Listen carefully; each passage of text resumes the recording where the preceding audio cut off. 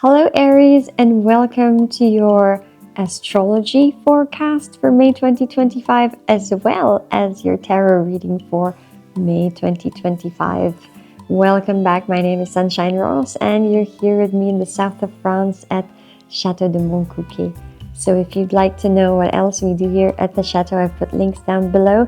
If you know about our channel and you've been here before, thanks for coming back. If you don't know about this channel, we also do meditation videos, guided healings, as well as yoga videos.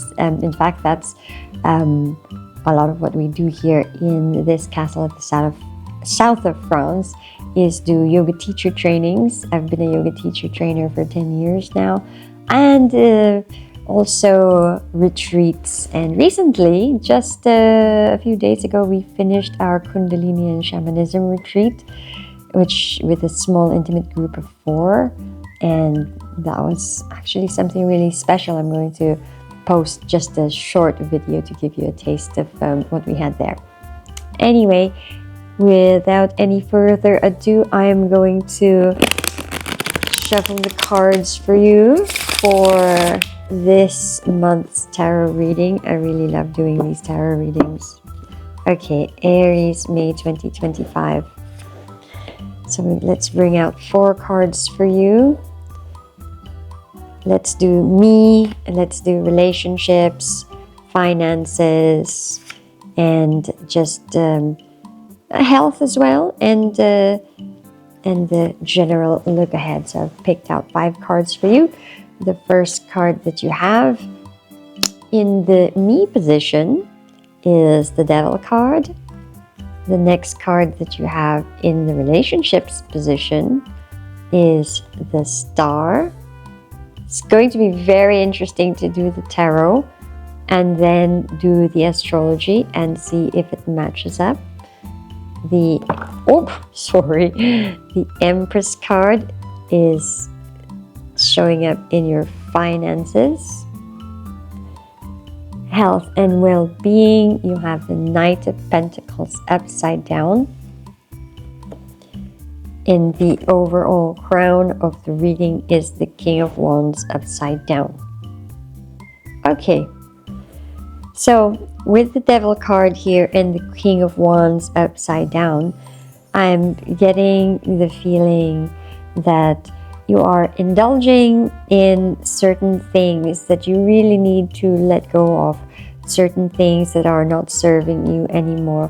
A lot of this is in terms of the ideas that you have in your head. There are strategies and ways of doing things, ways of thinking of things that are frankly debunked, old-fashioned, and simply doesn't work for you anymore.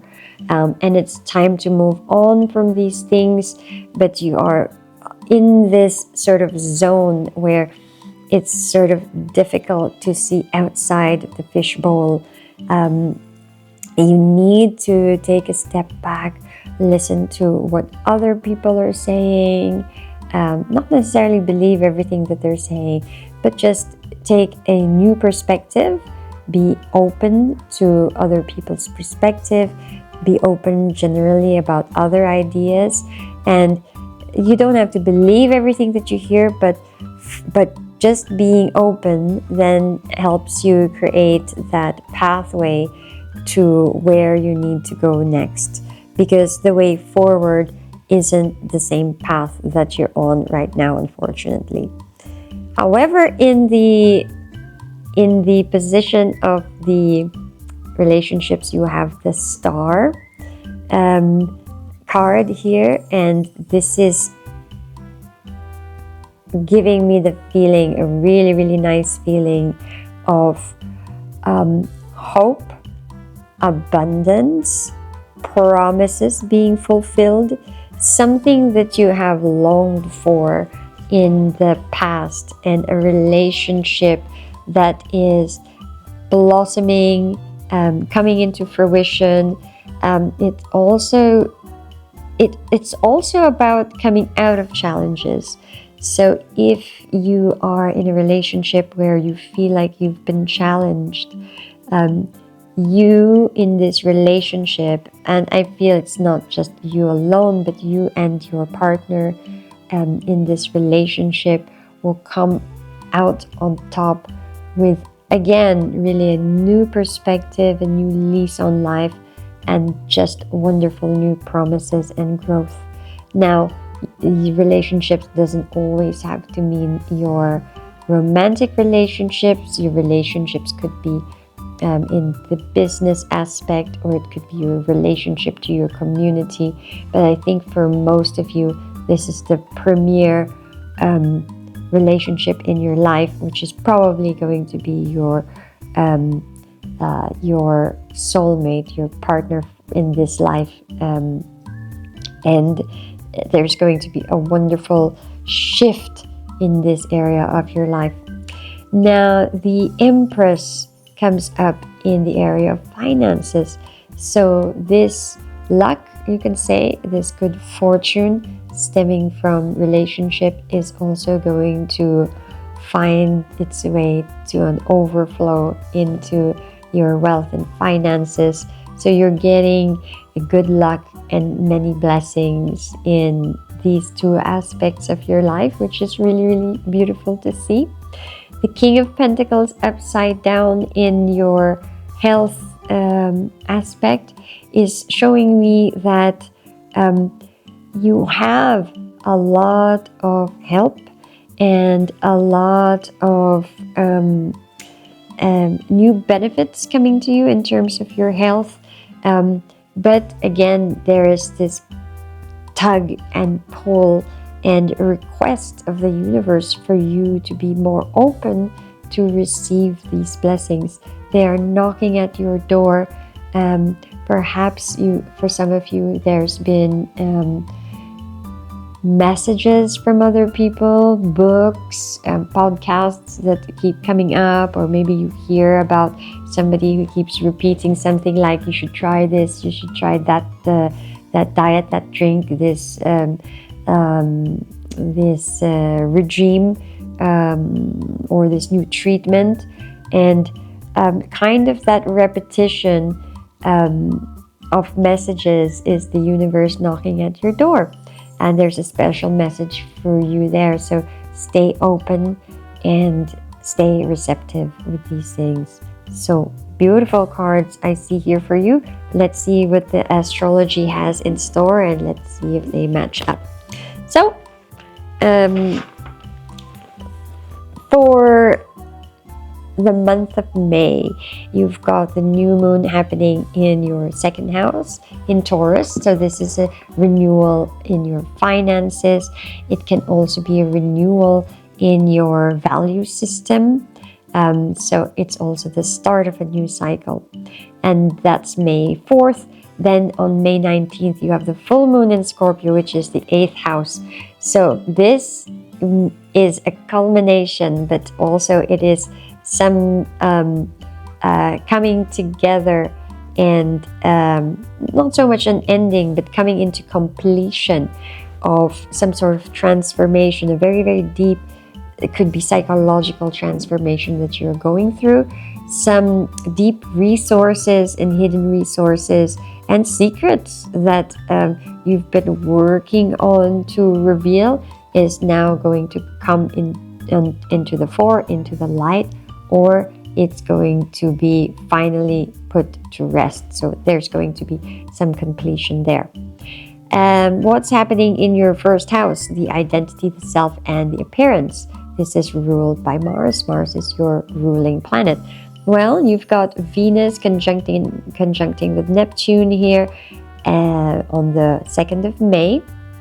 And then Venus trining Mars towards the end of May 22nd, Venus trining Mars. So at the beginning of the month, you're going to have this strong energy of beautiful dreaming. So you're going to be thinking about idealism, you're going to be thinking about charm, you're going to think about the self as an ideal, but also you're going to want you're going to want to express yourself in a very unique way. You know, you're going to be open more to what it really is that makes you truly you. So there's an opportunity there for expansion, which then goes into full gear when we get to the end of May, because Mars trining Venus, joining this energy, and Mars being your ruling planet, starts to give you that confidence, that energy, and that passion to assert yourself in the world, and to make your sort of like make yourself count, you know, putting yourself first. And sometimes we need that. So this can come in the form of thinking more about your appearance and putting more effort into your appearance, or just your overall identity. How do I see myself? Who am I in this world? And then we've got lots of movement as well in your second house. So the second house is all about finances, your values, and your possessions. So think money here. And the 4th of May, we've got, like I've mentioned before, we've got the new moon here in Taurus. So there's a fresh start for you if you're thinking about starting something new when it comes to money, like starting a new type of savings, exploring crypto, for example, as well, because that's a good time, because on the 19th of May, Scorpio, which rules the underworld, which is like crypto, also there's a full moon there. So fresh start, new ways of doing things, and new options when it comes to your finances. So it could be also thinking about new ways of making money, and possibly even also, I'm thinking more side hustles, not so much career, because that's the 10th house, but there is a possibility of also something new happening in your job. So maybe it's taking on something extra that's related already to the job that you have now, or your business. Okay, now you've got the Sun conjuncting Uranus on May the 17th, and then Mercury conjuncting Uranus on May the 24th. So there can be sudden shifts and innovations by the middle of the month here when it comes to finances. So quite an exciting time. There's movement happening here. Some of the movement might be uncomfortable, especially with Mercury squaring Pluto on May the 12th. So this could be challenging your ideas, challenging the way that things are normally. So like, what is your go-to when it comes to money? How have you handled your possessions, your money, your values up until this point? That could be challenged, but this challenge is pushing you into something new, into something more exciting, into something more innovative. But there is that push to change strategies with the Mercury and Uranus energy. Okay, now the third house, which is communications, it's also about your close friends and siblings, and also your hobbies. You've got towards the end of the month some movement here with the Sun trining Pluto on the 24th, Mercury trining Pluto on the 27th, and then we've got the Sun conjuncting Mercury on the 30th. So we've got clarity coming to the fore. You're going to be more clear about what you truly want in terms of how you want to communicate, and you're going to be clear in how you want to network with your close friends, how you want to handle your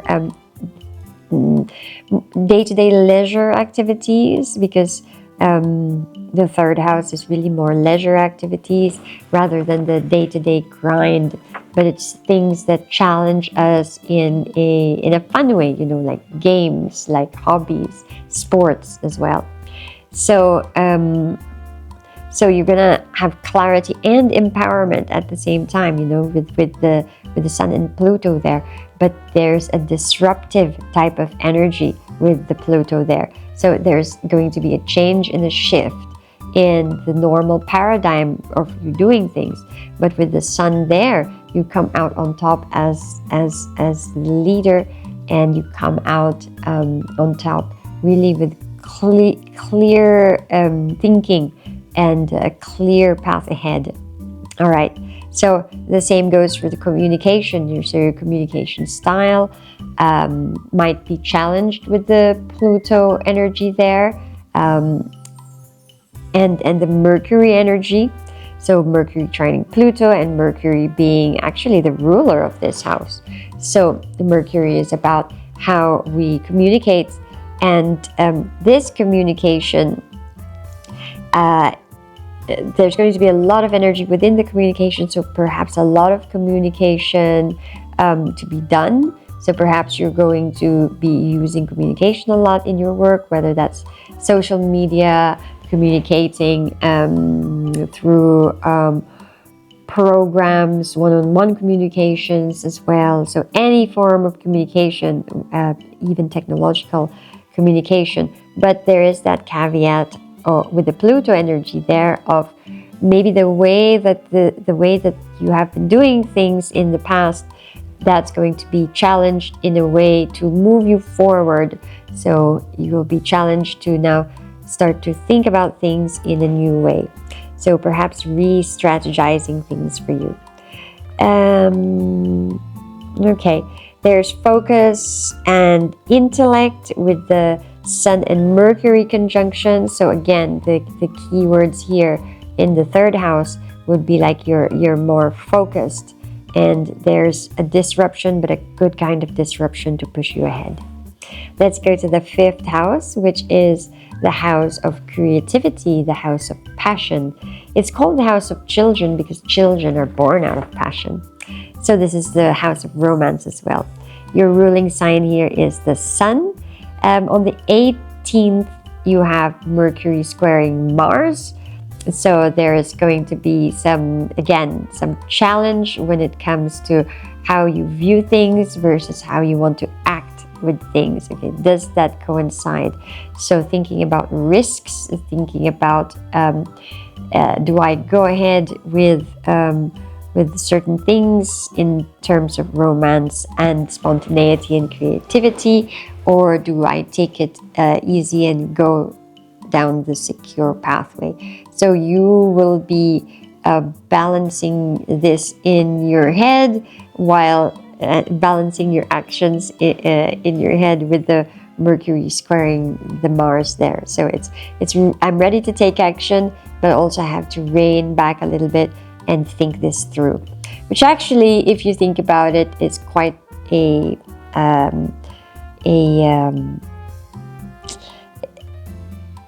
good energy, kind of a logical energy, a pragmatic energy. In the end, it's there to keep you safe.